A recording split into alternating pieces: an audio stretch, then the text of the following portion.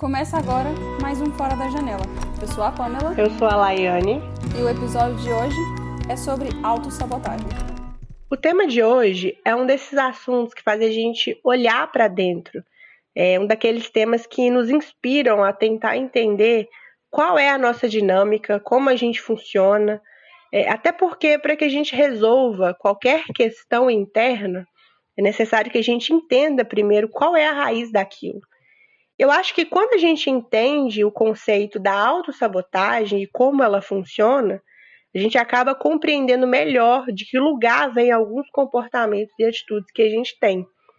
Então, a autossabotagem ela pode ser definida basicamente como uma série de ações involuntárias que praticamos contra nós mesmos, ou seja, uma forma de nos punir ou de nos autodestruir. Isso pode acontecer tanto na nossa vida pessoal, nos relacionamentos, na nossa saúde, por exemplo, ou na nossa vida profissional, em que a gente acaba sabotando nossa carreira, nosso sucesso e até nossa vida financeira. E parece uma coisa impossível, né? Como que eu vou admitir que eu mesma me sabote, que eu me destrua? Só que isso acontece de uma forma muito sutil e é mais normal do que a gente pensa. É verdade. E tem toda uma questão de não se sentir capaz, né? De não se sentir o suficiente. Enfim, é muito difícil lidar com você mesmo dizendo na sua própria cabeça que você não consegue. Por isso dizem tanto que nós somos nossos próprios inimigos, né? Não tem ninguém melhor do que nós mesmos para nos julgar.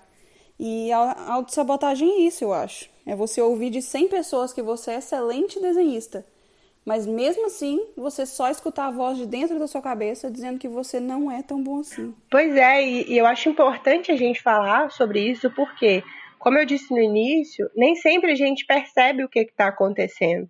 Alguém que se sabota constantemente se vê fracassando em várias áreas, né? Mas ela não consegue identificar por que aquilo ali está acontecendo com ela. Ou, de outra forma, ela até é bem sucedida, né, nessas coisas que ela faz, mas ela não consegue perceber ou admitir isso.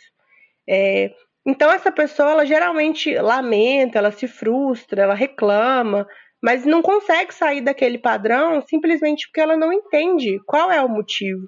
E quando a gente não entende, não dá para saber o que é preciso mudar, né? Entender é lançar a luz ali no problema. E a autossabotagem, ela pode ter muitas raízes que podem ser explicadas aí pela psicologia, a espiritualidade também tenta explicar, mas a gente aqui não é especialista, então a gente vai falar de uma forma bem básica, né? Só observando mesmo os comportamentos. Se a gente faz uma pesquisa, a gente percebe que esse comportamento vem do nosso inconsciente. Ele pode ter origem em traumas que a gente viveu na infância, né? Ou comportamentos que foram aprendidos ali na convivência com as pessoas que nos criaram, né? Nossos pais ou outras pessoas que conviveram com a gente. E são aquele tipo de convívio que nos trouxe sentimento de fracasso, de culpa, de abandono, de rejeição. E esses sentimentos acabam se tornando um padrão para nós, né? E nós temos a tendência a repetir esses padrões para gente, que a gente já conhece. Vou dar um exemplo aqui. Vamos supor que uma pessoa foi submetida à violência verbal na infância, violência psicológica. Seus pais a chamavam de inútil, diziam que ela era um fracasso, que ela não ia dar em nada na vida, né? Então, quando essa pessoa cresce, começa a conquistar suas coisas, a sua mente já trava aquilo, né? Como que ela vai ser um sucesso se ela ouviu a vida toda que ela era inútil? Não dá, ela não pode ser um sucesso. E aí entram os comportamentos destrutivos, né? É isso que eu estava pensando quando a gente definiu o tema de hoje. Que a autossabotagem vem dos traumas. E é que tu falou, a gente não é especialista em nada, mas eu comecei a refletir nisso, se esses traumas de infância poderiam gerar essa autossabotagem. E isso, calhar, faz muito sentido, né? E a autossabotagem, ela é tão presente na minha vida que até mesmo para gravar esse episódio, eu já estava criando possibilidade de escapar da gravação. Porque eu não consigo pensar em nada para falar a respeito, ou porque eu tenho outras coisas que precisavam ser feitas hoje, e assim vai. Então eu fico criando essas desculpas na minha cabeça, sabe? E na verdade isso acontece em praticamente todos os episódios que a gente vai gravar. E isso na verdade é o meu nervosismo e a minha ansiedade criando coisas na minha cabeça para me auto-sabotar. Eu consigo perceber isso em mim de vez em quando. porque eu procuro entender as minhas angústias, né, e outras questões. Mas na maioria das vezes eu não tenho noção nenhuma de quando eu estou me auto-sabotando, que é o que tu falou no início. Eu acho que tem que ser um exercício diário a procura de entender isso. E mais uma vez aqui, lembrando do episódio 8 que falamos do autoconhecimento e a importância que é se compreender, né? Pois é, eu acho que essa questão de se sabotar a gente tem uma visão muito distorcida do que a gente é e da nossa capacidade, né?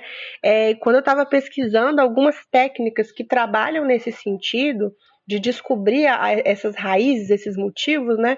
A gente percebe o quanto esse comportamento pode estar ligado, por exemplo, às vivências da nossa família. E a gente inconscientemente não quer romper com aquilo por conta de uma lealdade. E a gente continua a se sabotar para que a gente, por exemplo, não seja bem sucedido, ou não entre em um bom relacionamento, ou não tenha uma vida financeira bacana, porque o nosso pai ou a nossa mãe não tiveram isso. Então a gente também sente que a gente não merece ter. E é sempre aquela sensação de, nossa, estava indo tudo bem até agora e eu sempre estrago tudo, eu sempre piso na bola. Isso até vira meme, né, na internet, aquela pessoa que sempre estraga tudo assim, quando tudo está indo bem. Só que se a gente for parar para pensar, é um problema real, porque se você, sempre que você está prestes a ter uma conquista, né, realizar um sonho, quando você está se sentindo feliz, você para e fala assim, não vou estragar tudo. Só que isso não é consciente, né? A gente acaba pisando na bola sem querer e sem saber o que está rolando. É um tipo de autossabotagem. Então é assim, que, digamos, para vencer a autossabotagem, às vezes o segredo é dar a cara a tapa mesmo, né? E tem essa também de que o nosso cérebro ele é preguiçoso e ele tem a tendência em escolher tarefas que exigem menos esforços. Então, no sentido de trabalho, no sentido de estudo. É por isso que mexer nas redes sociais é muito mais instigante pra gente do que estudar para uma prova. O nosso cérebro quer poupar de gastar muita energia. Mas é isso, a gente tem que lembrar que nós temos o controle disso.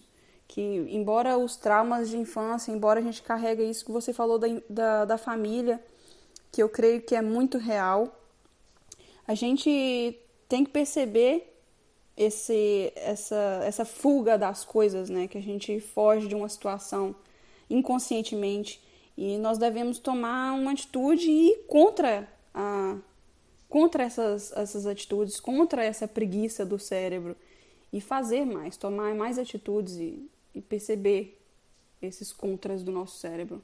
Não sei se deu para entender muito bem. Não, deu sim. E puxando um gancho no que você falou, né, nesses exemplos, esses pequenos exemplos cotidianos, né? Por que eu falei que às vezes a gente não acha que a gente está se sabotando, mas aquilo ali é muito real no nosso dia? Porque são pequenas atitudes que a gente toma que acaba por nos prejudicar, né? Então, por exemplo, quando a gente sempre se alimenta mal ou bebe demais e compromete nossa saúde, quando a gente procrastina um trabalho importante, deixa para fazer ali na última hora, tudo corrido, quando a gente não estuda para uma prova, quando a gente está num relacionamento bacana e aí começa a arrumar motivo bobo para brigar ou trata algum amigo mal de uma forma grosseira, sabendo que essa pessoa vai se chatear, né? A gente estoura o cartão de crédito, mesmo quando a gente precisa guardar dinheiro. A gente age dessas formas, meio sabendo, sem saber, né, inconscientemente, que vai dar ruim. A gente sabe que nosso emprego vai estar em risco, ou que o trabalho que a gente está fazendo vai dar errado, ou que o parceiro ou o amigo vai responder à nossa provocação, vai render uma briga, vai terminar o relacionamento. A gente está lá juntando dinheiro para realizar algum projeto bacana, só que gastou com um monte com besteira e não sobrou dinheiro. E o que a gente fala depois que saiu tudo errado? Né? A gente fala assim, tá vendo? A felicidade não é para mim. Eu nunca vou ser bem-sucedida, eu nunca vou ter uma vida próspera, nunca vou realizar meus sonhos, nunca vou estar num relacionamento tranquilo. E na verdade, eu tenho para mim que as pessoas que se auto-sabotam, elas acreditam que a felicidade não é para elas, né? Elas acreditam por diversos motivos que elas não merecem ter uma vida tranquila, elas não merecem ser amadas, elas sempre têm que estar lutando contra alguma coisa, sempre tem aquela postura assim de guerreiro, sabe? Tudo é sempre sofrido, é suado, é difícil. Então, quando a coisa começa a melhorar, quando eu percebo que tá tudo bem demais, um sinal vermelho começa a piscar e falar assim: mas você tá feliz? Você não merece estar feliz. Até hoje tudo deu errado. Você acha que não vai dar agora? Tem alguma pegadinha aí, você vai ver. Vai dar tudo errado de novo. Esse assunto é bem pessoal e eu acho que eu preciso de uma terapia. Todos nós precisamos, né? Quando eu fazia terapia, eu tinha algumas atitudes, né, que meu psicólogo me forçava a enxergar, que eu ficava repetindo padrões de novo, e depois eu dizia que nada funcionava para mim. E tudo mudou quando eu comecei a entender como aquilo ali funcionava na minha cabeça, né?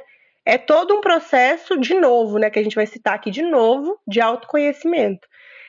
Então, acho que para começar, todo mundo tinha que fazer terapia, né? Sim. Para desfazer esses nós e entender os nossos padrões, né? Onde que a gente está ali se prejudicando? O que que a gente pode mudar, né? Para que a nossa vida flua. E eu acho que outra coisa que a gente precisa começar a entender é que a gente merece sim uma vida boa. Você já viu aquelas pessoas que sempre se desfazem delas quando a gente elogia ou quando elas conquistam alguma coisa? Eu faço isso muito, eu faço isso muito. Eu tenho um exemplo bizarro de quando eu conquistei um prêmio literário, que era um sonho meu, né? E a premiação era um auditório. Queria mesmo que você comentasse isso. Pois é, a premiação era um auditório cheio de gente, gritando, fotógrafo. E eles deram o prêmio naqueles cheques, aqueles cheques gigantes que a gente vê na TV, sabe? Uau! E aquilo ali me incomodou tanto que eu não tenho foto sozinha naquele dia com aquele cheque. Porque eu pensava, cara, mas eles devem ter errado, né? Às vezes não sou eu, né? Eles erraram, eles me escolheram, mas tá todo mundo aqui sabendo que não sou eu que tá errado, né? Meu conto nem era tão bom assim. E eu tive muita vergonha de ter ganhado. Era quase uma culpa, porque os outros não tinham ganhado. Olha que absurdo, né?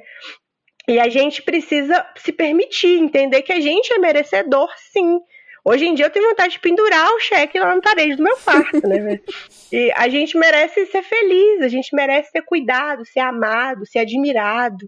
A gente merece ter uma vida estável, próspera. A gente merece realizar nossos sonhos, viver sem culpa, né? A gente pode parar de carregar fardos que não são nossos, dores que não são nossas. Esses são só alguns bloqueios, algumas crenças limitantes que a gente tem. E quando a gente descobre isso, a vida vai destravando aos pouquinhos, né? Maravilhoso. Acho até que a gente consegue encerrar por aqui. Falou bonito. Então, se você está escutando esse episódio, é um autossabotador como a gente, se inscreva no nosso canal no YouTube e deixe seu comentário dizendo qual é a sabotagem mais recorrente na sua mente. E acompanhe para receber os próximos episódios. Isso aí, gente. Até a próxima.